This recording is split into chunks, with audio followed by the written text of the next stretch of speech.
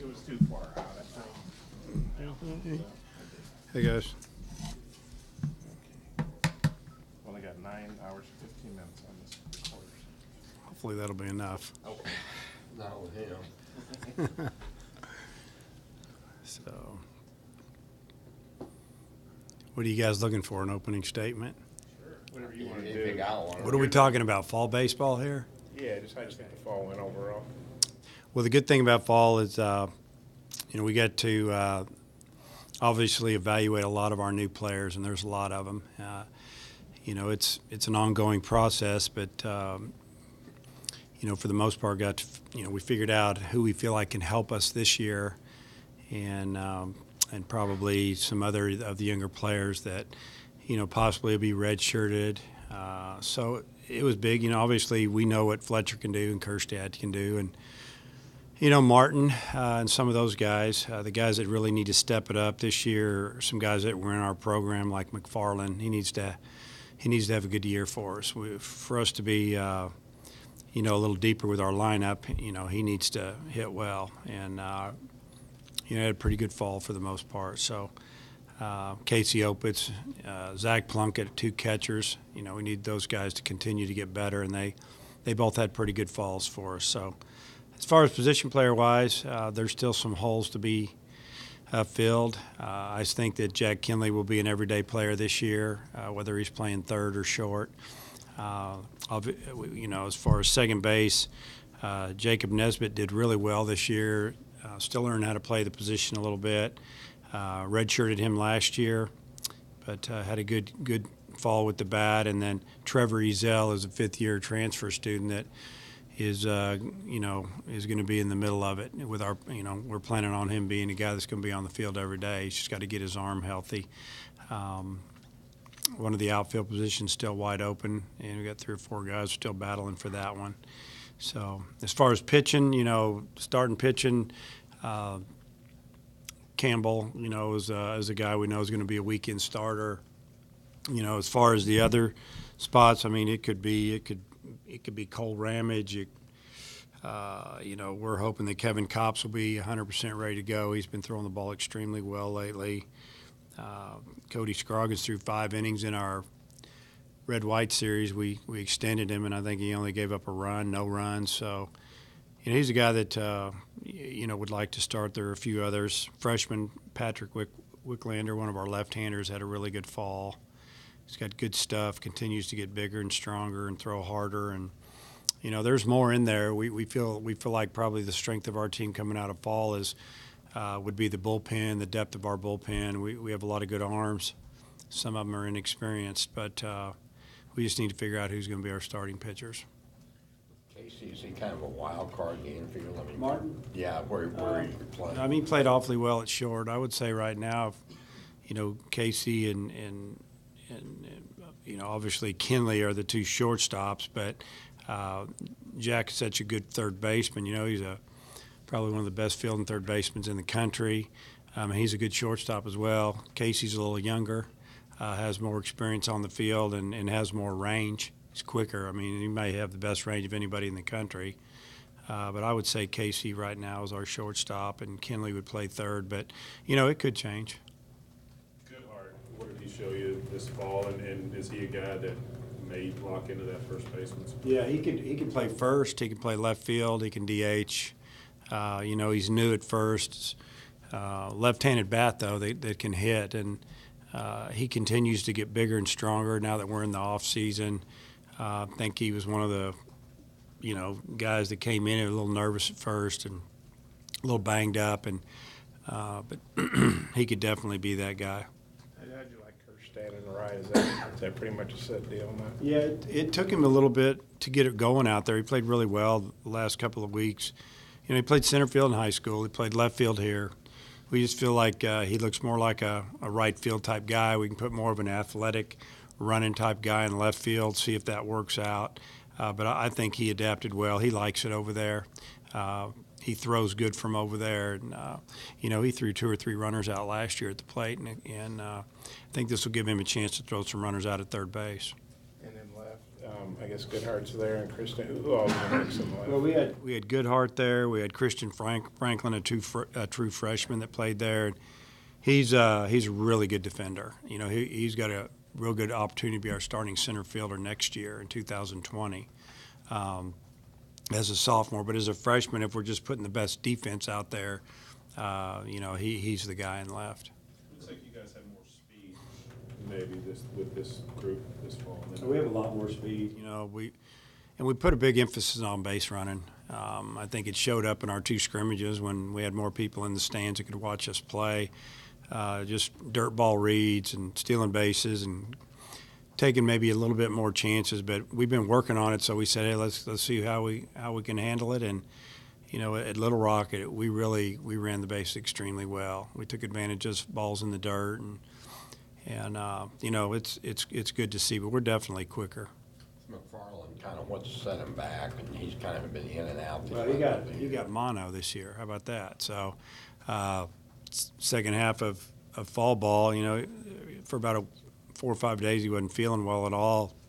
Right in the middle of some scrimmages, and then you know, he didn't play at Little Rock, and he didn't play in our series either at the end, and that was because of I think you have 21 days you have to sit out, and so that definitely set him out. Now, he had a really good summer with a wood bat. He hit over 300, and you know, we feel like that you know, he's due. We're hoping this is, you know, a situation where, you know, there's some frustration and he's just ready to turn the corner. You know, I think back of there's been some guys that didn't do much till their junior years, and we hope he falls into that category now. His first base, is that pretty open, or is he kind of the guy and everybody's? Yeah, I'd say, you know, if he hits, he's going to play first, and you know, if he doesn't, then I think Goodhart will have a shot at it. You know, we actually have played Casey Opitz at first a little bit. We actually started him against Little Rock, and defensively, he's probably our best defender. He's really good over there, and do what? He's your best for defensive first baseman. Yeah, as of right now, that's what I'd say. Where else could he play? Opitz? He can play anywhere. Obviously, he can catch. Probably maybe one of the best defensive catchers in the country. If the bat goes, you know, it'll be good. Plunkett, I think, has really improved as well. I mean, he's a threat. Throws really well. Started him at Little Rock, but Opitz could play. He could play anywhere in the outfield as well. Would you feel comfortable playing in a game, like in a real game? I'll put him anywhere. I feel real comfortable playing him at first, anywhere in the outfield, and catching him, obviously. With Blander, did he surprise you at all, how he came in and threw, or did you kind of expect that? We knew he was going to be one of our best freshmen in here, along with Jacob Burton, and they both threw extremely well. Burton's worst outing was in our series at the end of fall. I think he was a little tired. But, you know, we thought Patrick would have a chance to be a guy right out, you know, of the chute next year. 90-mile-an-hour lefty. You know, when he came in here, you know, he's mostly upper 80s, but his fastball's gotten better. He's already put on 10 pounds and working hard. So, you know, he's good. Behind Cronin, who would you say would be your top bullpen guys? Oh, you know, we've got some guys. You know, a guy that I didn't even mention is, you know, Vermillion, because he didn't pitch this fall. He's recovering from a sore shoulder from summer. I think he was the #1 prospect in the summer league he played in, and was up to 95 this summer. You know, he's a guy that he's going to throw his first bullpen in about 2 weeks. We're just being real cautious with him. And if Scroggins isn't a starter, I think he'll be one of the top guys. Obviously, Cronin. You know, Angus Denton's a guy that can come in and get right-handers out at any time, and I think he proved it this summer. He was really valuable for his team. He threw I'm not sure the number of outings, but he led the league by a lot. Just throwing sidearm. I think Kostychuk has a chance to be in the bullpen. You know, it just depends. If Kops isn't starting, he'll be in the bullpen. And, I mean, I could go on, but we feel good about all those guys. Isaiah, did he show you what you needed to see? I knew you expected him, but just the way he pitched. Yeah, early in the fall he was dominant, and then I think he got a little bit tired, and he had a couple of really good outings. He threw, you know, he would probably tell you this as well. He didn't throw real well against UALR, but what he showed me was, I think it was the 4th inning, they had the bases loaded, no outs, and that was the 8, 9, and 1-hole hitter on, and he got 2, 3, and 4 out, didn't give up a run, and you know, that was really important for, I think, him and for us to see. to get out of that inning without giving up, maybe more than one run. So, yeah, we saw what we needed to see, and he's going to have a good year. Anybody leaving in semester that? Well, yeah, there'll be a lot of guys leaving. I don't know where, you'd have to ask me who. When I say a lot, we had a pretty good sized roster, had walk-on kids, and there was maybe one or two scholarship guys, freshmen, that it happens every year. For one reason or another, homesick, girlfriends at home, I'm not good enough. That are going to head out. So, our roster right now I think is down to 38. Is there any like name guys that? You'd have to ask me. Okay. So you need a roster? Roster. So, yeah. With Nesbitt in the bat, I mean, he hit well. Did you see enough in the field that if you need to play him, if Trevor's not ready, that he? Oh yeah, I mean he played fine. He's just got to get acclimated to turning the double play on that side of the infield because we didn't turn it very well, and that's kind of what we're working on right now in our defensive stuff. It's not about fielding the ground ball. We need to get quicker around the bag and do some things. He went out and played summer ball up in the Northwoods League, and when we left for I think Georgia and we were done with finals. Last May. He went home for a week, and then he headed up to Wisconsin and got after it. And he stayed there. They play more games than any other league in the summer, and played almost every day and did okay. And he came back here and more confident, a little better, and got off to a good start. And I think that really helped him. And he hit the ball well, and he's a good defender. He just I think last year he was a little nervous, wasn't strong enough, and he's getting there. DH being a rotating thing, or who would be your top candidate? Yeah, I mean it just depends. If McFarland's playing first and we have the freshman in left, it could be Goodhart. It just depends. But I do think it will rotate around a little bit, and could be a situation, a right-left situation, and platoon there. I think it will evolve. It's not like I've got one guy, that's not a good defender that can really hit, and that we're just going to put him there. It's going to rotate a little bit. How beneficial, when you look back, were those two exhibition games?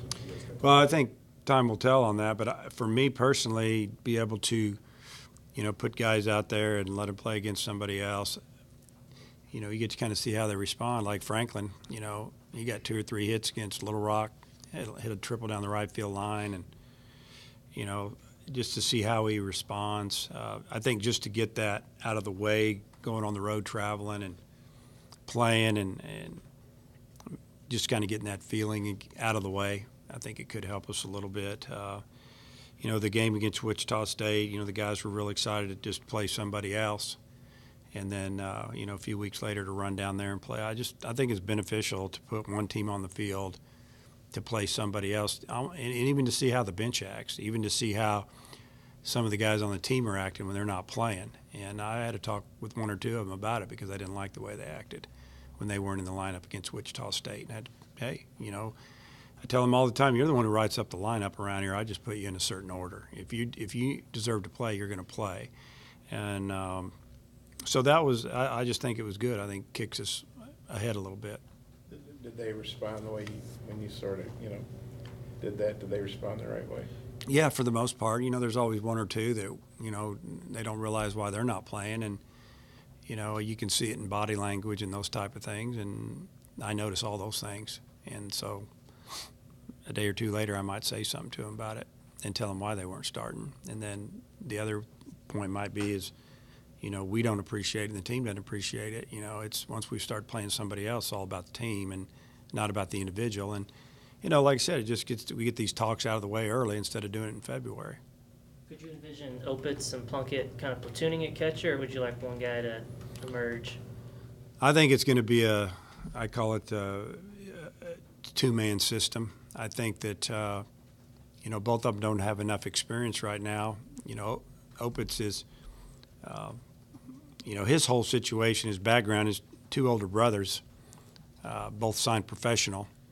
One of them went to Nebraska and signed out of there, and the other one signed right out of high school. So he's been around the game, and he's been around good players. And for being a kid that didn't play a lot last year, he does have I think, the mental side of it down. I mean, he's a tough kid, and he knows what it takes, and he'll be fine. But, you know, it's really about, I want him to hold up and be strong all year. It's hard to catch somebody that much. If I feel like, you know, you've got a right-handed hitter and a switch hitter, and then another, you know, Plunkett's more of just the catcher guy. But you could see him DHing a little bit, maybe against some left-handed pitching if we wanted to. But Zach's been around. He's older, he's bigger and stronger, but he doesn't have a lot of game experience. So I see them both catching, and could be a situation where, you know, maybe we need a pinch runner. I don't feel, you know, we need to be prepared for all that. And they both have great attitudes, and obviously they both want to play. But at the same time, you know, I think both of them realize that we're just doing everything we can to keep them fresh, but also try to win a game. Bill Kirstead, I know he had the flu a little bit, but how do you think he handled not playing ball in the summer? I think he told us a while back it drove him, or maybe it was Martin, I can't remember which one. One of them said they wanted to play, kind of went a little crazy. But how do you think? I guess Martin didn't play either, right? You're right, both of them didn't. How do you think it benefited those guys to Well, get a break from playing? I think both of them were basically worn out when we ended the season, to be honest with you. And I think it really helped. I mean, Heston, if you look at his stats in the fall, they were incredible. I mean, he hit over 400. He had 7 home runs and 8 doubles, and I mean, he hit well. And he didn't, you know, like I said, he was sick a little bit, but he had some big days. Casey had ups and downs. I think maybe him taking off the summer slowed him down offensively a little bit. But really, he has so much talent. It's more about technique a little bit, you know, trying to stay through the middle of the field. And we feel like from now until the season starts, this is a big time for him to really just work on things. So I think it was probably good for both of them. They both came back strong, and I think mentally fresh, and they'll both be better for it. I can't remember which publication. I'm in Baseball America, but one of them, I guess, has Martin as the #1 guy his junior year for the draft.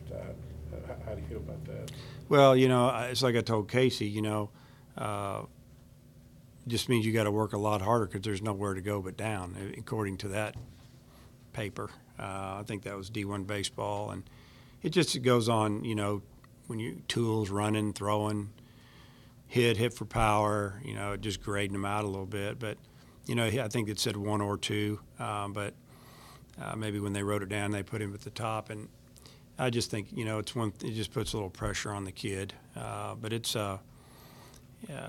it gives us an opportunity to talk to him about it early and what's going to happen in the future, expectation your junior year, and you need to just kind of keep your head down and grind it out and not worry about all that stuff. And it's kind of gave us a little head start on that.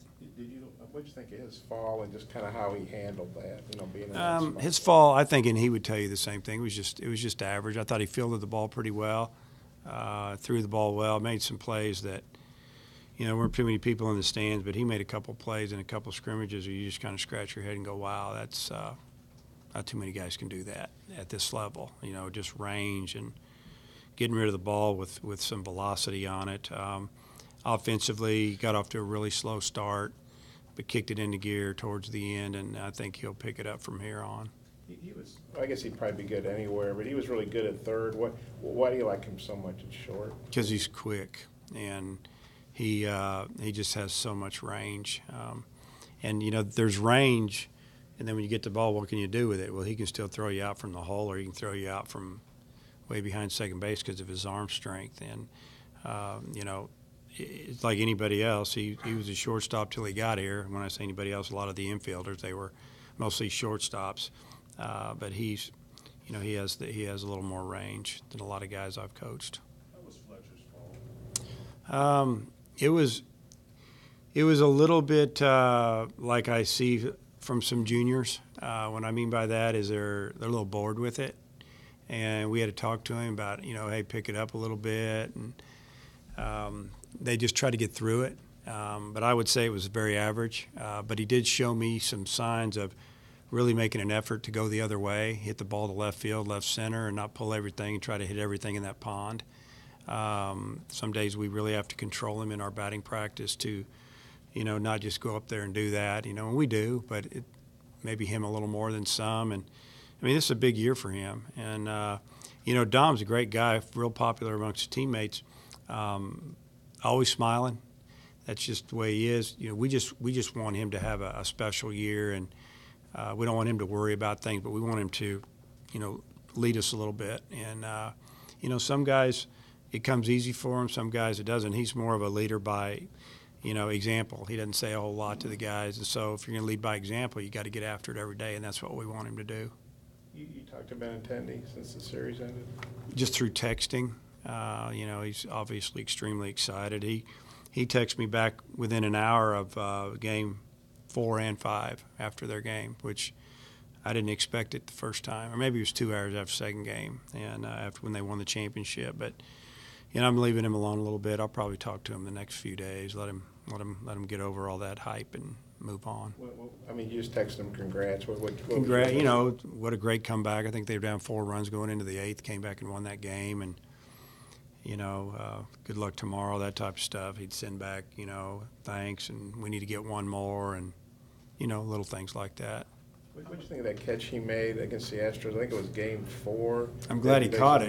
Yeah. Well, 'Cause if he didn't catch it, they were going to lose, because that ball would have gone to the fence, or they just scored 3 on it. But that was a great play. And Andrew's really a smart player, and I think that he felt like when that ball left the bat after a couple of steps, that's when they have to make their decision that quick to leave their feet, even knowing if that ball gets by them, instead of maybe going to the extra innings, you know, they were going to lose. Because I think they would have scored 3 on that. 2 easy, obviously, and they were down 2. And you know, he felt like he could get there, and he did. It was just an incredible catch. And the other catch along that fence out there the other night was pretty special as well.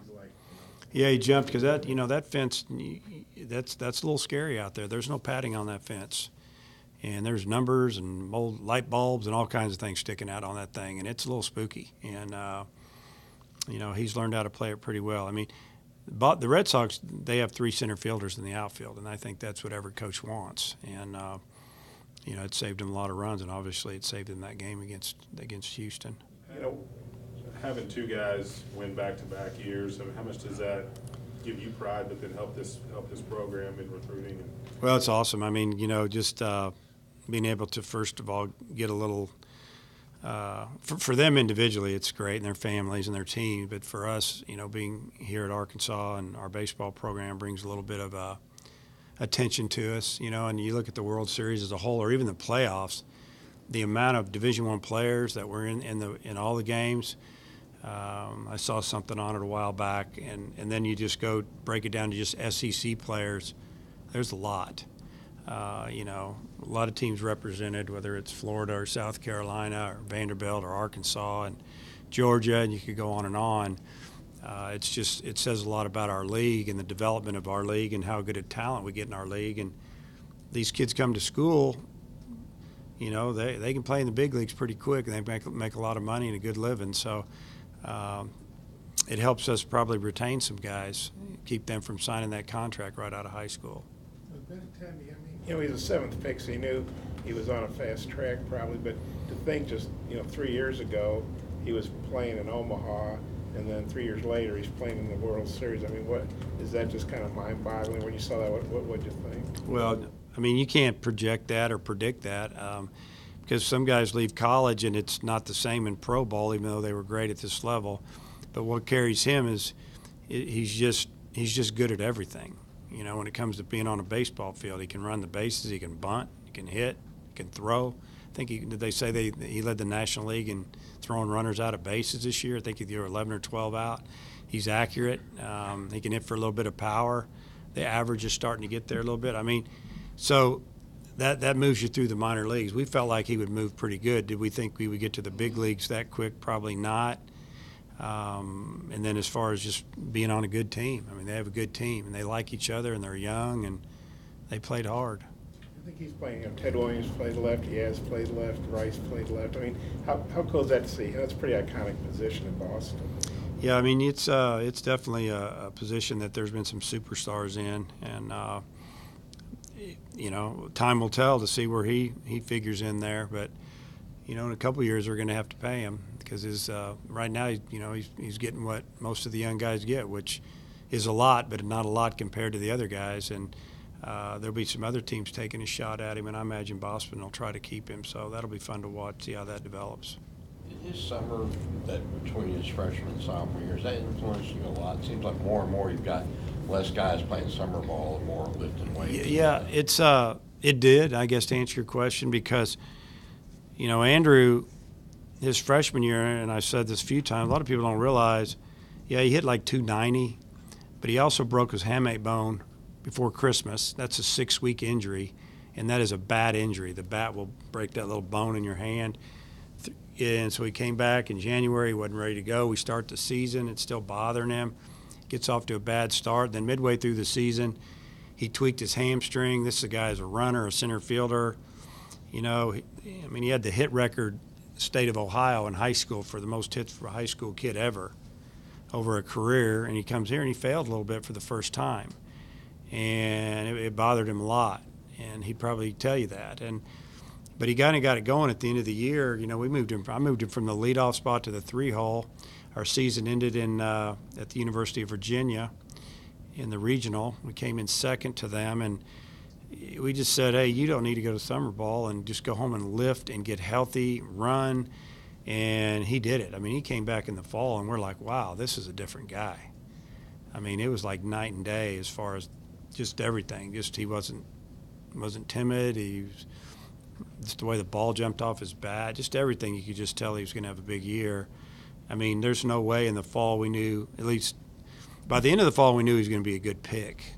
But we didn't know, we couldn't project what he did. And he never slowed down. And, yeah, it probably helped influence me to tell Heston up in Omaha this year at one of the practices that I thought it might be a good idea for him not to go to the Cape Cod League and go home and just rest. The kid had 250 at-bats, and he played every day of the season as a true freshman, and it would be a good thing. And with Martin, we'd already kind of planned on him doing that, and just trying to rest, get ahead academically, and get ready for his sophomore year. You ever wonder if Andrew had been a little bit younger and you could have had him as a junior? You ever wonder what that We would might have turned out? Yeah, it would have been a little better. It couldn't have been much worse. So, that was just the way everything went down that year. We had injuries.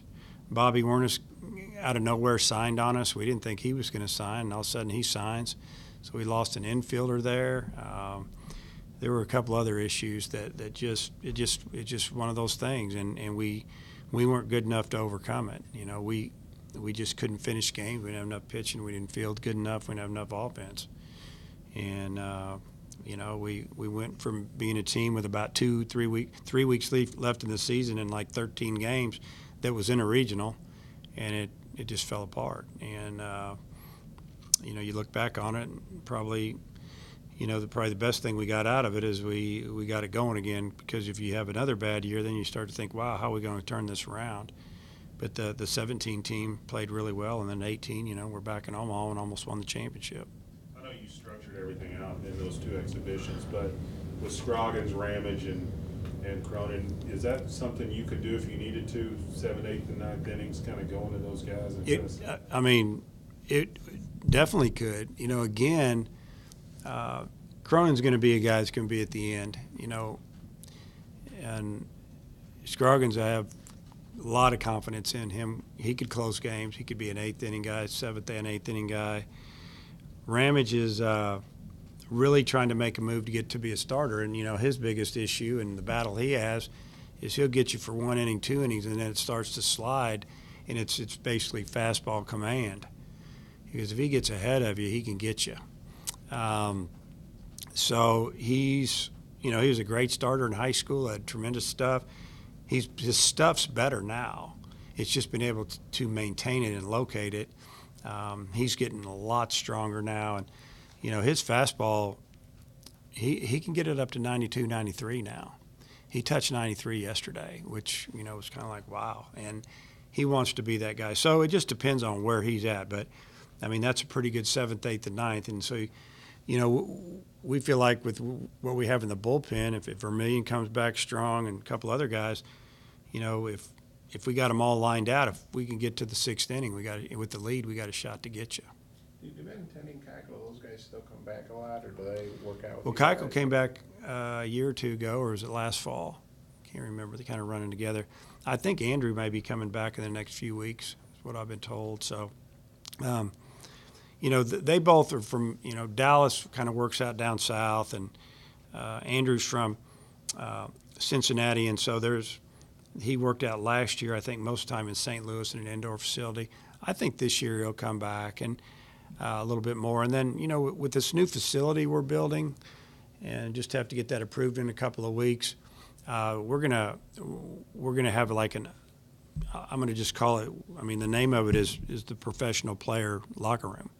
And it may be a locker room that's smaller, but we're gonna have lockers for them.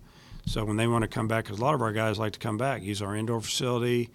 You know, they work out here. They lift with our strength and conditioning coach, and you know, you take it a step farther and you give them a place to put their stuff, their gear. I think it's going to make a lot of these guys want to come back and be in this area. At least the ones that maybe aren't married, you know, that have a home somewhere. You know, obviously they're going to go back to that area, but there's some other schools that have done that, and it seems to be working out good for them. But I think that could help draw some of the guys back a little bit. So you're gonna have a locker room for the pro guys. That's cool. Yeah.